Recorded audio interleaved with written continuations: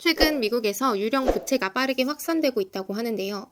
부채가 발생했지만 신용정보기관에 부채로 기록되지 않는 경우가 많아서 그 규모를 알기 어려워 유령 부채라고 이름 지어진 건데요.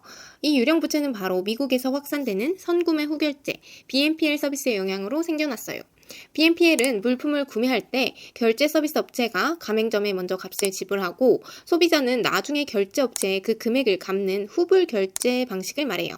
보통의 할부 결제와 비슷해 보이지만 좀 다릅니다. 대체 BNPL 방식은 어떻게 다르길래 미국에서 크게 확산되고 있는 걸까요? 그리고 미국에서 이게 왜 문제가 되고 있는 걸까요? 먼저 BNPL이 미국에서 빠르게 확산되고 있는 이유는 신용 점수와 상관없이 여러 번에 걸쳐 물건값을 지불할 수 있다는 이유 때문인데요. 우리나라의 경우에는 신용카드를 발급받아 무이자 할부로 결제하면 되지 않냐고 생각할 수 있지만 미국은 좀 다릅니다. 미국의 경우 제1금융권과 같은 큰 은행에서 신용카드를 발급받기가 쉽지 않아요. 신용카드 발급을 위해서는 신용점수를 0부터 쌓아가야 하는데 신용점수를 쌓는 것도 쉽지 않고요.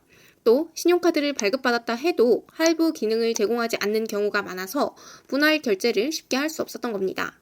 그래서 나온 것이 바로 BNPL 서비스였고요.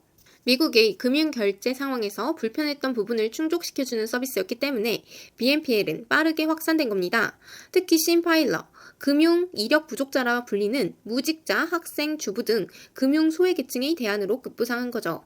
미국 내에서 BNPL은 2019년에 처음 등장해 결제 시장에서 폭발적인 성장세를 보였어요.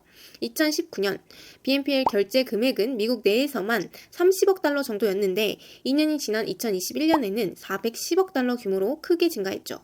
BNPL 실적에 대한 구체적인 정보가 공개되지는 않아 정확한 규모를 파악할 수는 없지만 올해 1분기에만 미국 소비자들이 BNPL 서비스를 사용한 금액은 192억 달러, 26조 원 정도로 짐작되며 여전히 꾸준한 성장세를 보여주고 있는데요. 이러한 성장세에 따라 2026년에는 미국 내에서만 BNPL 결제 규모가 1,434억 달러가 될 것으로 예상하고 있는 겁니다. 이렇게 BNPL 서비스가 확산되면서 가장 문제가 되고 있는 건 본인의 소득을 넘어서는 과도한 소비를 하게 된다는 건데요. 여론조사기관이 실시한 설문조사에 따르면 BNPL 사용자의 절반 이상인 54%가 자신이 감당할 수 있는 것보다 더 많은 소비를 했다고 답했다고 해요. 또 사용자의 3분의 이상은 신용카드 사용 한도를 모두 채운 후 BNPL 서비스를 사용할 정도로 과도한 소비를 하고 있고요. 그래서 BNPL 부채가 있는 소비자 중 43%는 지불이 연체되고 있는 상황이고 28%는 BNPL 부채를 갚느라 다른 신용대출 상황이 연체되고 있다고 합니다. BNPL을 사용해 과도한 소비를 한 탓에 부채를 감당하지 못하고 허덕이고 있는 거죠. 에드드한 스탠퍼드 경영대학원 회계학 교수는 BNPL은 본질적으로 사람들이 점점 더 깊고 깊은 신용의 구멍을 파괴한다. 그 구멍에서 빠져나오기는 점점 더 어려워질 것이라며 투명성이 없을 때 이런 일이 더 쉽게 일어난다고 이야기했어요.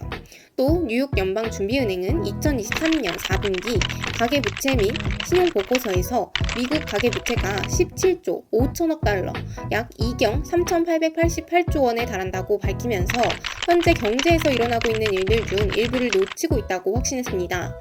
BNPL이 확산되면서 부채가 늘어난 것도 문제지만 BNPL이 가계부채 통계에 반영되지 않고 있는 것도 문제가 되고 있다는 거죠. BNPL 서비스를 제공하는 회사는 주요 신용평가사에 대출에 대해 보고하지 않고 이를 모니터링하는 기관도 없어요. 블룸버그는 이러한 유령 부채의 급증은 글로벌 중앙은행, 미국은행, 다국적 기업 등이 미국 가계의 재정 건전성에 대한 판단을 흐리게 하고 있다고 지적했죠. 특히 현재 미국의 신용카드 연체율이 12년 만에 최고치로 치솟은 상황에서 유령 부채는 더 문제를 악화시킬 수 있는 요소가 될 수 있다는 겁니다. 부채는 저축만큼이나 경제생활에 중요한 금융수단이지만 과다한 부채는 금융위기를 초래하게 되죠. 2008년 금융위기도 신용등급이 낮은 소비자에게 주택담보대출을 광범위하게 발행하면서 문제가 됐었고요. 무분별한 대출과 금융규제 완화로 큰 금융위기를 만들었던 건데요. 그래서 더욱더 현재 상황을 걱정하고 있는 겁니다. 미국 소비자금융보호국은 BNPL 데이터를 수집하고 신용에 대한 보고를 하는 등 규제 방안을 마련해 소비자를 보호할 계획이라고 하는데요. 미국의 유령 부채가 금융위기를 초래하는 일까지 발생되지 않도록 적절한 규제가 이루어졌으면 좋겠습니다. 미국의 유령 부채에 대한 이야기는 여기서 마치도록 하겠습니다. 시청해주셔서 감사합니다.